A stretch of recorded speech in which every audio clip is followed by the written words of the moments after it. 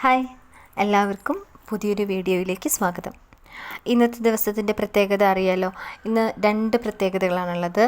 ഒന്ന് തൃക്കാർത്തികയാണ്, രണ്ട് ചക്കുളത്ത് കാവിൽ പൊങ്കാലയാണ്. ഇത് രണ്ടും കേരളക്കര ആഘോഷിക്കുന്ന ഒരു ദിവസമാണ്. തൃക്കാർത്തിക എന്ന് പറഞ്ഞാൽ കേരളം മാത്രമല്ല, തമിഴ്നാടും ഒരുപോലെ തന്നെ ആഘോഷിക്കുന്ന ഒരു ദിവസമാണ് തൃക്കാർത്തിക എന്ന് പറയുന്നത്. അപ്പോൾ തൃക്കാർത്തികയെക്കുറിച്ച് എനിക്കറിയാമെന്നുള്ള കുറച്ച് കാര്യങ്ങൾ ഞാൻ നിങ്ങളുമായിട്ട് പങ്കുവയ്ക്കാൻ ആഗ്രഹിക്കുകയാണ്. അപ്പോൾ എല്ലാവരും കേൾക്കാൻ ശ്രമിക്കുക. അതിനു മുന്നേ എല്ലാവരും എൻ്റെ വീഡിയോ ഒന്ന് കാണുന്നവർ ഒന്ന് സബ്സ്ക്രൈബ് ചെയ്തേ. വൃശ്ചിക മാസത്തിൽ കാർത്തിക നക്ഷത്രവും പൗർണമിയും ചേർന്ന് വരുന്ന ദിവസമാണ് തൃക്കാർത്തിക എന്നറിയപ്പെടുന്നത്. ദീപാവലി പോലെ തന്നെ പ്രാധാന്യമുള്ളൊരു ദിവസമാണ് കാർത്തികയും. ദീപാവലി ആഘോഷിക്കുന്നതും തിന്മയിൽ നിന്ന് നന്മയിലേക്കുള്ള വരവാണ്. ദീപാവലി എന്ന് പറയുന്നത് തിന്മയാകുന്ന ഇരുട്ടിനെ ഉന്മൂലനം ചെയ്തുകൊണ്ട് നന്മയിലേക്ക് നാം വരികയാണ്, പ്രകാശമാകുന്ന നന്മയിലേക്ക് നാം വരികയാണ്. അതുപോലെ തന്നെയാണ് കാർത്തികയും. തിന്മയാകുന്ന ഇരുട്ടിനെ നമുക്ക് മാറ്റിയിട്ട് പ്രകാശത്തെ, നന്മയുടെ പ്രതീകമായിട്ട് പ്രകാശത്തെ ഉൾക്കൊണ്ടുകൊണ്ട് നമുക്ക് ദീപങ്ങളെല്ലാം തെളിയിച്ച് വരുന്നൊരു ദിവസം. 3 ഐതിഹ്യങ്ങളാണ് കേട്ടോ വളരെ ഇമ്പോർട്ടൻ്റ് ആയിട്ട് ഞാൻ മനസ്സിലാക്കിയിട്ടുള്ളത്.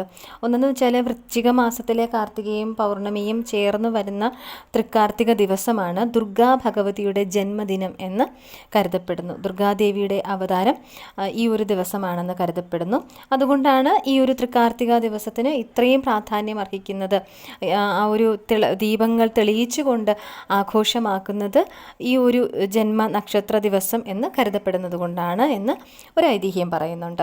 മറ്റൊന്നെന്ന് പറയുന്നത് ശരവണ പൊയ്കയിൽ സുബ്രഹ്മണ്യ ഭഗവാൻ അവതരിച്ച ദിവസം തൃക്കാർത്തിക ദിവസമാണെന്ന് കരുതപ്പെടുന്നു. മറ്റൊന്നെന്ന് പറയുന്നത് മഹാദേവൻ ത്രിപുരദഹനം നടത്തിയ ദിവസമാണ് ഇന്ന് എന്നും ഒരു ഐതിഹ്യം പറയുന്നുണ്ട്.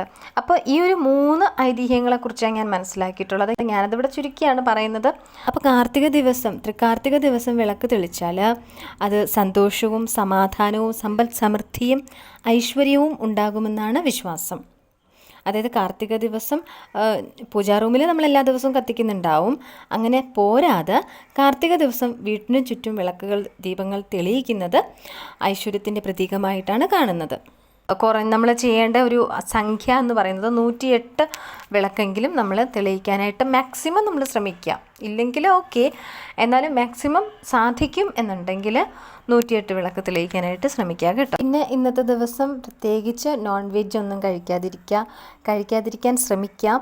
ഇന്നത്തെ ദിവസം മാത്രമല്ല, മാക്സിമം നമ്മൾ നോൺ വെജ് അവോയ്ഡ് ചെയ്യാൻ പറ്റുകയാണെങ്കിൽ ചെയ്യുക. ഓരോരുത്തരുടെ ഇഷ്ടം പറയുന്നതാണ് കേട്ടോ.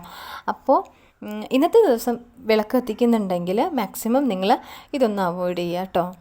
പിന്നെ ഇന്നത്തെ ദിവസം, അതായത് കാർത്തിക ദിവസം, നമ്മൾ കാർത്തിക പുഴുക്ക് ചെയ്യാറുണ്ട്. കാർത്തിക പുഴുക്കെന്ന് വെച്ചാൽ കിഴങ്ങ് വർഗ്ഗങ്ങൾ പുഴുങ്ങി നമ്മൾ കഴിക്കാറുണ്ട്. പിന്നെ കരിക്ക് ഉപയോഗിക്കാറുണ്ട്. അങ്ങനെ കാർത്തിക ദിവസം ഈ പുഴുക്ക് ഉണ്ടാക്കുന്നത് എന്താണ് അതിൻ്റെ പ്രാധാന്യമെന്നും അതിൻ്റെ ഐതിഹ്യവും മറ്റു കാര്യങ്ങളും എനിക്കറിയില്ല. ഞാൻ കുറച്ച് അന്വേഷിച്ചു, പക്ഷേ എനിക്കത് മനസ്സിലാക്കാനായിട്ട് സാധിച്ചില്ല. അറിയാമെന്നുള്ളവർക്കൊന്ന് കമൻറ്റ് ചെയ്യാം കേട്ടോ.